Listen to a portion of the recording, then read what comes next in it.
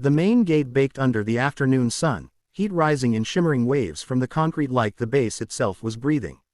Soldiers lounged in familiar boredom, the kind that came from guarding a place everyone believed was untouchable. Boots scuffed the ground, a cigarette was crushed out under a heel, and someone was halfway through a joke that had already been told too many times. That was when she appeared, walking alone toward the gate, unhurried, her steps measured and quiet against the noise of the compound. She didn't look lost, but she didn't look like she belonged either, and that contradiction was enough to draw attention. One guard straightened, shading his eyes as if the sun were the problem. "Hey," he called out, voice lazy, amused. "Restricted area." His tone suggested he already knew how this would end. She stopped a few feet from the barrier, close enough that the smell of oil and metal mixed with the faint scent of dust clinging to her clothes. She wore no uniform, no insignia, just a plain jacket, worn at the edges, and a backpack that looked too light to matter. Her face was calm, unreadable, and that alone unsettled him more than he expected.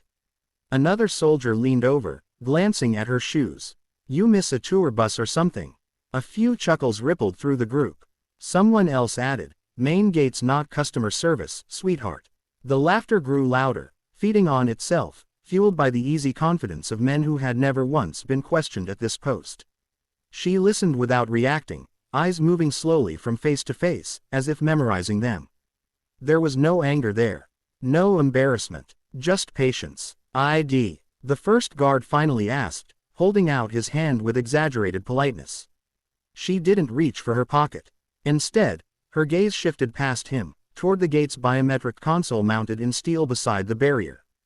The guard followed her look and scoffed. "That won't help you," he said. "That's systems." He didn't finish the sentence. She stepped forward, close enough now that the joking felt suddenly inappropriate, though no one could say why. The laughter thinned, trailing off into awkward silence as she raised her hand. Her fingers hovered for a moment over the scanner, not hesitating, but deliberate, like a pianist about to strike the first note. A few soldiers exchanged glances. Someone muttered, "This should be good." Then her fingertips touched the glass. The scanner lit up instantly, brighter than usual, the soft blue glow snapping to life with a sharp tone that cut through the air. The console vibrated, a low hum passing into the metal frame of the gate and straight through the ground beneath their boots. The guard closest to it felt it first and instinctively stepped back. "What the?" he started, but the words stuck in his throat. The screen filled with cascading data, lines of code scrolling faster than any of them had ever seen during routine checks. The hum deepened. Somewhere inside the gate, locks disengaged with a heavy, unmistakable clack. The laughter was gone now, replaced by the sound of shallow breathing and the faint whine of electronics pushing past normal parameters. One soldier reached for his radio out of reflex, then froze as his wrist display flashed a symbol he recognized only from classified briefings. His face went pale. "That's not possible," he whispered, though no one was listening. She removed her hand, the scanner cooling beneath her fingers as the screen settled into a single, solid green. Authorized. No alerts. No errors. Just confirmation. The gate didn't open, but it didn't need to. The system had already done something far more significant. A warning tone began to pulse softly from within the compound, too controlled to be a siren, too serious to ignore. The first guard swallowed hard, his earlier confidence evaporating. "Ma'am," he began, unsure of the word, unsure of everything. She finally looked at him directly, her eyes steady, not unkind, but firm enough to stop any further questions. In that moment, before the alarms fully sounded and before the base reacted, the truth settled over them like a shadow. The person they had mocked had just spoken to the most powerful system on the base. And it had answered without hesitation. The first siren tore through the air like a blade, sharp and absolute, slicing away the last fragments of disbelief. It wasn't the practice alarm the soldiers were used to, the one that came with a countdown and bored eye rolls. This sound was raw, urgent, layered with authority. Red lights ignited along the perimeter fence, pulsing in synchronized waves, washing the concrete in a warning glow. The ground itself seemed to tighten, as if the base had drawn a breath and locked its teeth. Every instinct drilled into the soldiers over years of training snapped awake at once. Radios crackled to life in overlapping chaos. Code black at main gate. Confirm lockdown sequence. All units, report positions immediately. Voices that had been joking seconds ago were now clipped, professional, edged with fear. Automated barriers slammed down across internal roads, steel bollards erupting from the ground with violent force. Somewhere deeper in the compound, hangar doors froze mid-open and reversed, sealing shut. The system wasn't asking permission. It was executing. The guards at the gate stood frozen, caught between procedure and the impossible reality unfolding in front of them. Their handheld scanners vibrated violently before going dark, overridden by a higher authority. One soldier's visor filled with scrolling red text, then abruptly cut to black, replaced by a single directive: stand by. He tore it off his helmet, heart hammering. Who triggered this? He demanded, though his voice lacked conviction. He already knew the answer, and that knowledge terrified him. From the corner of the gate, a turret rotated with a smooth, mechanical precision that sent a chill through everyone watching. Its barrel angled upward, not targeting the woman, but recognizing her as a protected variable. That was worse, much worse. The base was reacting to her presence as if she were the command itself. A ripple of realization moved through the soldiers like electricity. This wasn't a breach. This was recognition. Inside the operations center, screens flared to life all at once.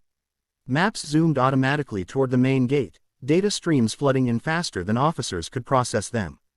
An analyst froze mid-sentence, staring at an access code blinking on her display. That clearance, she whispered. It's not in the active registry. A senior officer pushed past her, fingers flying over the console, then stopped cold.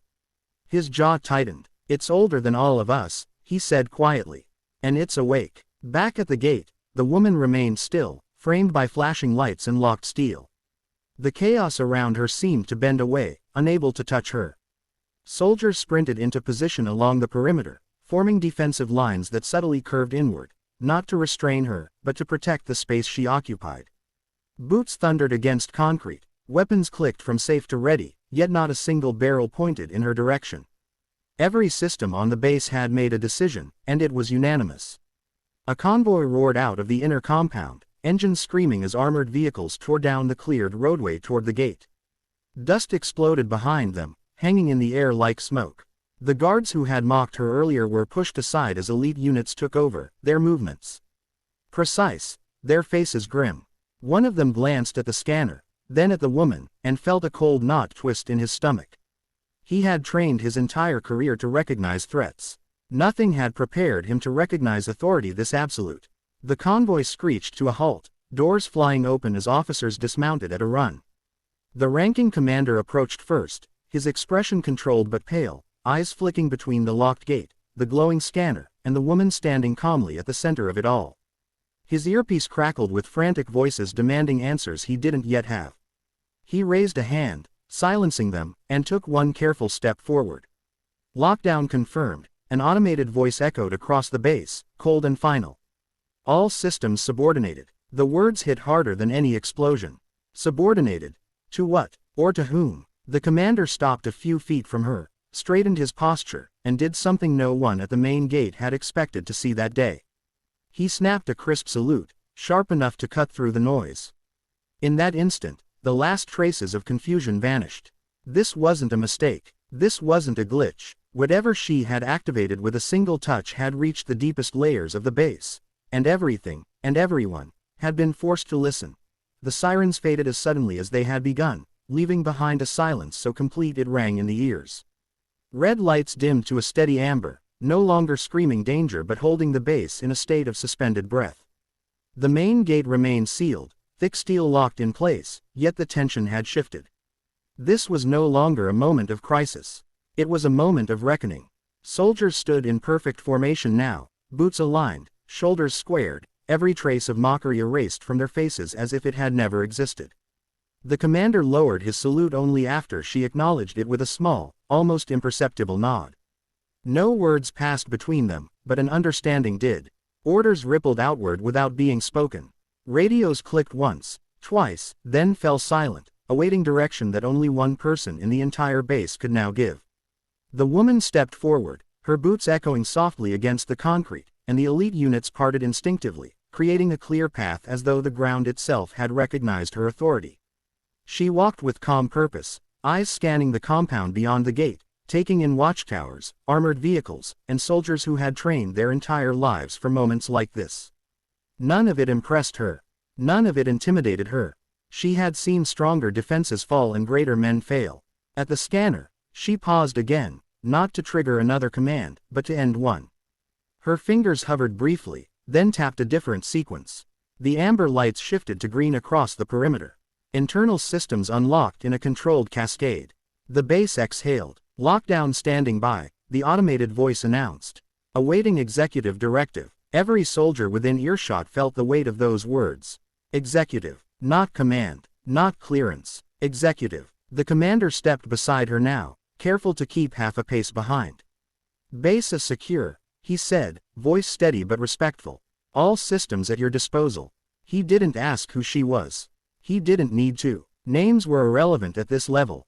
What mattered was capability, and trust hardwired into machines that never lied. She finally spoke, her voice calm, carrying easily without effort. Resume normal operations, she said. Stand down from alert positions, but keep internal channels sealed. The command flowed through the base instantly, confirmed by a series of green acknowledgements blinking across nearby displays. Soldiers relaxed by degrees, weapons lowering, shoulders easing, though none of them fully turned away from her.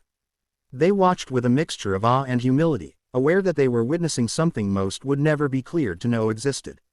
Her gaze drifted back to the original guards at the gate, the ones who had laughed, who had joked, who had believed power always looked loud and familiar.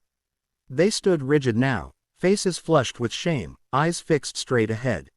She regarded them for a long moment, not with anger, but with quiet assessment. The gate is your first line of judgment, she said evenly. Not just defense. It wasn't a threat, it was a lesson, one they would carry far longer than any punishment.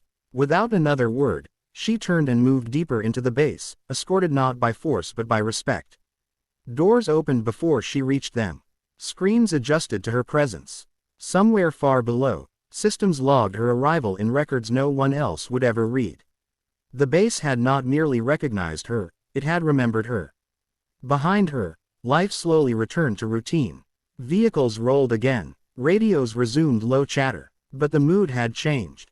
Every soldier at the main gate knew they had crossed an invisible line that day, had glimpsed the edge of a world that operated above rank and reputation. Mockery had nearly blinded them to it. As the sun dipped lower, casting long shadows across the concrete, the gate remained closed, silent and imposing, a reminder of how quickly certainty could collapse. And for those who had been there, one truth burned brighter than the rest. It takes only one touch, one underestimated moment, to bring even the strongest fortress to its knees. If this story gripped you and you want more powerful, twist-filled stories like this, don't forget to subscribe and stay with us for the next unforgettable chapter.